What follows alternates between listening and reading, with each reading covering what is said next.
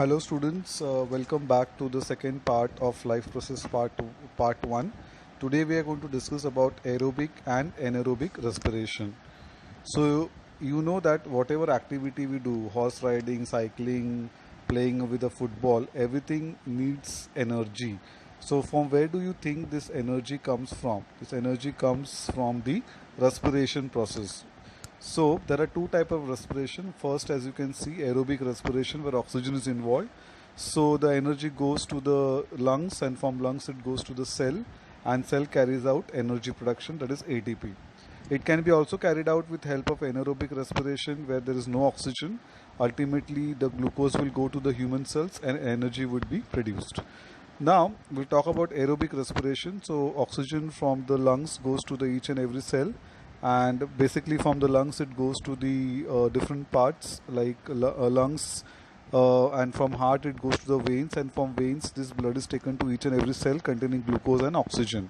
So the first step is called glycolysis. As you can see here, the molecule of glucose is oxidized in glycolysis in the cytoplasm to produce two molecules of pyruvic acid, two molecules of ATP, that is the source of energy, two molecules of NADH2, and two molecules of water. This is called glycolysis. End is acetyl coenzyme A, which again produces two molecules of NADH2 and two molecules of carbon dioxide. So glycolysis convert glucose to pyruvate, which is a 10-step reaction, but we are not going to discuss this 10-step reaction. We only know that two molecules of pyruvate are formed by conversion of glucose, and two ATPs are also produced. Two NADH2 and are produced. This NADH2 are going to be used in the third step, that is electron transport chain. Second step is called tricarboxylic acid cycle, which takes place in the mitochondria. We know it's a powerhouse of the cell. This tricarboxylic acid cycle again have 10 different steps, but we are not interested. We only know that acetyl coenzyme A formed in the first step goes in a cyclic reactions to produce carbon dioxide, water, NADH2, that is nicotine amide adenine dinucleotide, and FADH2, that is flavonine adenine dinucleotide. And thus completes the second step of my aerobic respiration. It occurs in mitochondria. TCA we are talking about. Pyruvate actually forms glycolysis degraded to CO2. Two ATPs are produced and more NADH2 is produced. And this NADH2 and FADH2s are further going to be used in the third phase for production of ATP. And that's why this is known as tricarboxylic acid cycle, also known as Krebs cycle, discovered after Sir Hans Krebs. Third and the last step in aerobic respiration, what happens to the remaining NADH2 and FADH2? They are transported to the electron transport chain.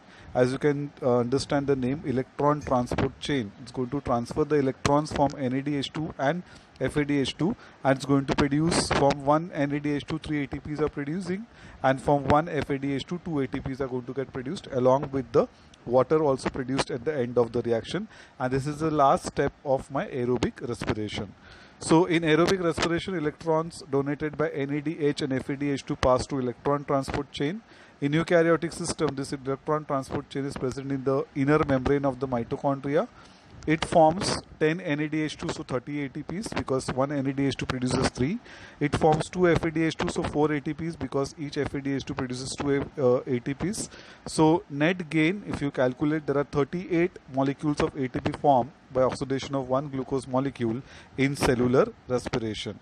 Introduction to the scientists. The process of glycolysis was discovered by 3 different scientists: Otto Meyerhoff, Jacob Parnas, and the 3 of them is togetherly called as EMP pathway, Ambedin, Meyerhoff and Parnas pathway.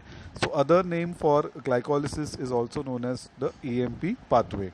And the Krebs cycle was discovered by Sir Hans Krebs, and therefore it is also known as TCA cycle or Krebs cycle. Let's take brief view about mitochondria. जो भी cellular respiration we discussed right now happens in the mitochondria. It generates ATP from the sugar, fats and other the fuels, and therefore it is called as what? Powerhouse of the cell. It helps in aerobic respiration inside the cell, or catabolism, that is breaking down of the glucose. It is made up of double membrane. It has its own DNA, and it is present, the more number of mitochondria is present in muscles where more energy is going to be becoming produced. There are two types. One is called eukaryotic cell, and the other is called plant cell and the animal cell. So everybody is going to have the mitochondria. Let us talk about ATP, which is an adenosine triphosphate molecule made up of adenine, a ribose and 3 phosphate groups. So whatever energy it has, it has been stored in this 3-phosphate group, and whenever a body needs energy, this ATP is broken down to ADP, and that phosphate group is released, and with release of that phosphate group, the energy is given to the cell, and cell uses this energy to carry out different activities like division, growth, development, movement, everything. So that's why we say that adenosine ATP, whenever gets converted to ADP, energy is released, and therefore ATP is called as what? Energy currency of the cell. So whenever cell needs energy, it is the conversion of ATP to ADP, and whenever cells have extra energy, ADP is converted back to ATP. So this conversion keeps on happening inside the cell, and that keeps the energy levels of my body to an optimum level. Whenever there is an insufficient amount of carbohydrates in my body, I don't have carbohydrates, I'm fasting, in that case proteins are broken down to amino acids and lipids are broken down to fatty acids. Finally, everything is converted to acetyl coenzyme A, and it enters into Krebs cycle, electron transport chain, and even though carbohydrates are not there, but using lipids and proteins, my body is going to produce what you can say energy in the form of ATP. This can also happen in absence of oxygen, and that is called as what? Anaerobic respiration. So now we will be talking more about, so we have understood aerobic respiration till now. Now we'll be talking about anaerobic respiration. So whenever cells are doing cellular respiration in absence of oxygen, that is called as what? Anaerobic respiration. Let us see the different types of anaerobic respiration, or what happens in the anaerobic respiration. Glucose is first converted to pyruvic acid with formation of 2 ATP. So glycolysis is common whether it is aerobic or anaerobic respiration. Further is called as what? Fermentation. If it takes place in the yeast with help of an enzyme, it's going to produce ethyl alcohol. If it takes place in microbe, it's going to produce vinegar, which is acetic acid used as a preservative, and vitamins. And if it takes place in muscles, sometimes when you do a lot of vigorous activity, you get cramps in the muscles. It is because of the anaerobic respiration producing lactic acid. So whenever there is low availability of glucose in the body, the stored carbohydrate, proteins and lipids are used as a source of energy. So when you are fasting, when you are not having a food, either the carbohydrate which is stored, either the proteins which are stored, or either the lipids which are stored are used as a source of energy to the body. So let's see how this happens. If I have the carbohydrates as a source of energy, extra carbohydrates are there in the body. These extra carbohydrates are stored in the form of glycogen in liver and muscles.